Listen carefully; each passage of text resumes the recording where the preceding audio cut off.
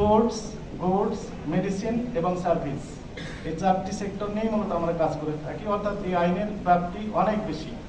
যদিও সেবার ক্ষেত্রে 10টি সেবা শুধু লিমিট করে দেওয়া হয়েছে, কিন্তু এই আইনটি সংশোধনের পর্যায়ে রয়েছে, যেখানে এই লিমিটটা আরেকটু এক্সটেনশন করেছেন আমাদের কর্তৃপক্ষ। সম্মানিত সুধী, আপনারা ইতিমধ্যে জেনেছেন যে ভোক্তা অধিকার সংরক্ষণ আইন অনুযায়ী কোনো পণ্যের বা সেবার মূল্য নির্ধারণ করার এখতিয়ার এই আইন অনুযায়ী নেই। তাহলে এই বিভিন্ন পণ্য বা সেবার যে মূল্য, এই মূল্যটা নির্ধারণ করে থাকে কারা?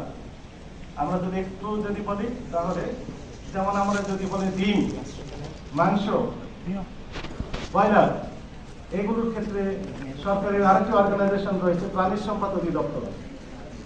এই অধিদপ্তর যদি চান তাহলে সেইগুলোর মূল্য নির্ধারণ করতে পারেন। তারা হচ্ছে সোল অথরিটি। কৃষিজাত পণ্যের উৎপাদনের ক্ষেত্রে কৃষি